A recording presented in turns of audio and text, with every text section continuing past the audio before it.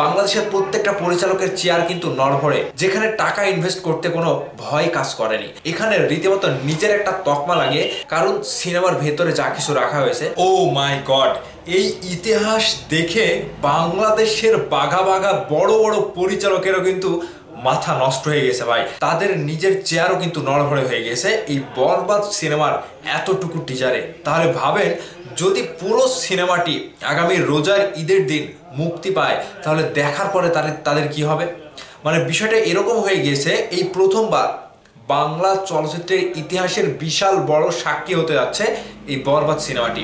কারণ এই সিনেমাটির টিজার রিলিজের পরে যত বড় বড় পরিচালক রয়েছে, এক কথায় বাংলাদেশের সেই শুরু থেকে যত বড় বড় পরিচালক আজ পর্যন্ত ইন্ডাস্ট্রি সিনেমা হিট দিয়ে গিয়েছে, সেই সকল পরিচালকেরও মাথা নষ্ট।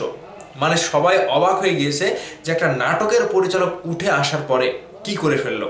এই যে একটা ইন্ডাস্ট্রি হিট করার ব্যাপার একটা নাটকের পরিচালক দিয়ে, তাহলে ভাবেন যে যারা ফিল্ম মেকার পরিচালক, মানে মেন স্ট্রিম পর্যায়ের চলচ্চিত্রের পরিচালক, যাদের সিনেমা নিয়ে কাজ, এরা যদি একটু ভালো করে চেষ্টা করে, একটু পার্মানেন্টলি হওয়ার চেষ্টা করে, কিংবা কমার্শিয়ালি সিনেমার দিকে একটু নজরদারি করে, ইন্টারন্যাশনালি সিনেমাগুলোর সাথে মিল রেখে যদি সিনেমা তৈরি করে, তাহলে সেই সিনেমাটি কত বড় হতে পারে।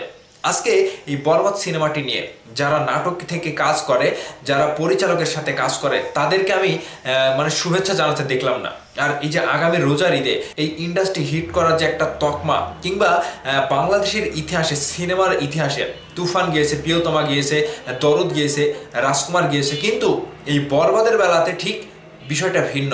অনেকেই ভেবেছিল একটা তুফান আর কেউ তৈরি করতে পারবে না, অনেকেই ভেবেছিল এই প্রিয়তমা আর হবে না, অনেকেই ভেবেছিল রাজকুমার দরদের মতো সিনেমা আর হবে না। কিন্তু ভাই বিশ্বাস করেন, পরিচালক মেহের হাসান হৃদয় এখানে রীতিমতো নিজের একটা তকমা লাগিয়ে, নিজের একটা ভাবভঙ্গি, নিজের একটা সাহসিকতার পরিচয় দিয়েছে।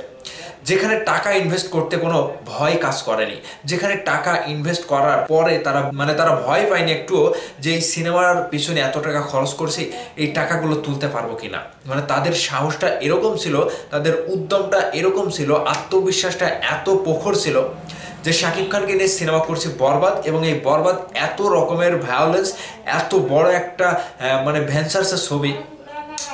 জাস্ট এই সিনেমা হলে রিলিজের পরে একটা ইন্ডাস্ট্রি হিটের তকমা খুব সহজেই পেয়ে যাবে। কারণ সিনেমার ভেতরে যা কিছু রাখা হয়েছে, বিশ্বাস করেন, প্রত্যেকটি সিনারি, প্রত্যেকটি অ্যাকশন, প্রত্যেকটি ডায়লগ এবং সিনেমার গল্প সবার ভেতর একটা নাড়া দেবে।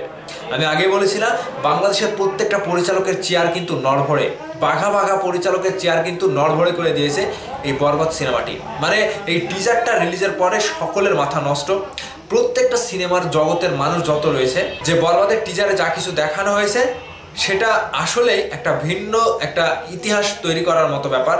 এখন শুধু একটা ভালো গল্পের অপেক্ষা। ইন্ডাস্ট্রিতে যত সেলিব্রিটি রয়েছে, সকলে কিন্তু এই কথাটা ভেতরে ভেতরে গেঁথে রেখেছে। তো তারাও একটা দিক নির্দেশনা, কিংবা তারাও একটা টার্গেট করে রেখেছে যে আগামী রোজার ঈদে বরবাদ সিনেমাটি দেখতে হবে, এটা কনফার্ম।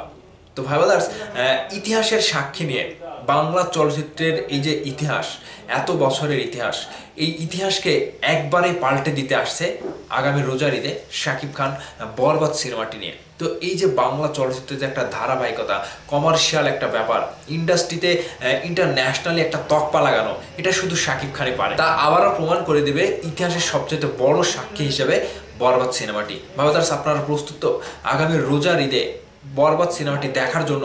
আপনারা কে কে প্রস্তুতি নিয়ে বসে আছেন অবশ্যই কমেন্ট করে জানাবেন। ভালো থাকবেন, ধন্যবাদ সম্পূর্ণ ভিডিওটি দেখার জন্য।